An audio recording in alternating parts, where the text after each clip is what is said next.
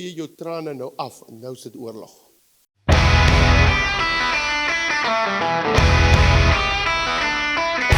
Ons sê altyd, jou nommer 1 is afsondering. As jy nie kan afsonder nie, moenie 'n bediening toe gaan nie. Ek kan vir julle regtig sê, ons bediening sal nie oorleef as ons nie tye het met afsondering. Ons doen dit nog te min, maar ons het afsondering. Ons soek sy aangesig. As daar nie iemand elke oggend 5 uur oor hierdie plekke roep nie, die naam Jesus nie, sal hierdie plek nie aangaan nie.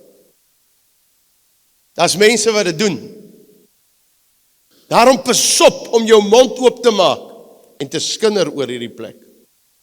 Want daar's iemand wat teen jou roep en Jesus roep oor hierdie plek. Moenie Satan aanroep en die plek afbreek nie. As jy nou gister op my Facebook gaan kyk, weet jy waar trek ek nou al, 300, 400 comments, hoe ek gevloek word oor Dagga. En waar ek geslaap het eergisterand, was 20 meter van my af, rastas en sakke en Dagga, en ek kon hulle heel nag dophou en opwees sal ons hulle altyd evangeliseer. Maar hoe nigter mense, kerkmense opklim en sleg sê, en hoe goed Dagga is. En hulle weet nie eers naastand by nie, tot ek hulle later gesê het, ek was 'n undercover speurder, 'n Dagga speurder, was ek. Ek het 'n Dagga blaar gedra. En hierdie ouens ken nie eers die THC nie. Almal wat hierdie olietjies maak in hulle huise. THC gee jou tering, gee jou kanker, hy kan jou doodmaak. Mense is verskriklik slim. As dit nie, almal is net, maar God het plante gemaak. Yes! En plante is goed. As dit deur 'n laboratorium gaan wat ook wysheid het. Nie in jou skotteltjie op jou stoofie. En jou spys kyk nie. François? Jy sê, jy maak hy spyskyks toe, het jou pa ook geëet. Maar okay, prys die Here. So ek is baie bly dat jy vandag gesê het, Dagga is die gateway to ander dwelms. Daar's ouers wat nou al sê, eers het hulle gesê, as my kind kan maar net rook, solank hy rook is dit fyn.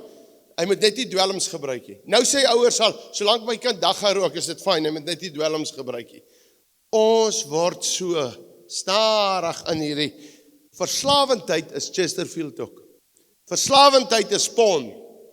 Verslawendheid het 'n baie weier ding. Satan, hoekom het ons so sukses hier op dwelms? As iemand ophou rook en hy gaan huis toe. In 13 jaar nog nooit weer dwelms gaan vat nie. Maar as iemand nie ophou rook nie. Henry, het ek dit nie gesê nie. Nou hulle slim. As iemand nie ophou rook nie, gaan hy weer val. Hy kan sê wat hy wil, want hoor wat sê daai mense, sê ja en stop met jou redenasies. En raak ernstig met God. En dis mense hier, wat voor God se troon gaan staan, en die Here gaan sê, ek het jou maande en maande kans gegee om te change. Wil jy nie God dien nie, man? Hou op met jou godsdiens. En ek sê hier op televisie, hou op met jou godsdiens. Ek is hier die groot Christen. Maar jy loop 'n vloek, jy sê 'n Christen nie, man, jy lieg, jy's 'n vloeker. Jy lieg. Mense, jy kry skynheilige mense. Hulle is geweldig skynheilig. En jy sal moet bekeer voor God. Dan vee jou trane nou af en nou is dit oorlog. Daar's tyd om te change. Daar's tyd om dinge waar te neem. In Noord-Korea, jy wil aan mekaar huil. Maar toe ek weet, nou moet ek vir Kim Jong-un die Bybel gee waarvoor God my gestuur het. Ek kan doodgemaak word. Toe is dit tyd vir oorlog. Daar's tyd vir oorlog. Daarom hierdie bediening roep jou. Ek smeek by julle. Ek was self 9 keer Bybels ingesmokkel in China. Ek smeek julle, kom na vore. Jy kan nie net 'n boer wees nie. Jy kan nie net 'n besigheid hê nie. Sê 'n bietjie, ek saai 2 weke rooi is, gaan saam met my. Ek sal saam met jou gaan. Weet net, jy het my getuienisse gehoor, ek word altyd toegesluit. Soos jy saam met my gaan, is nie te sê jy kom terug nie. Maar hoor gou, ek pleit by jou. Saai 'n bietjie van jou tyd. Jy sal avonture hê. Ek kan jou garandeer, jy sal 'n getuienis hê as jy terugkom. Gaan saam met my. Kom sê jy vir my waantoe. Daai wat hy gesê het, geld is nie 'n probleem nie. As jy vertrou, geld is nie 'n probleem nie.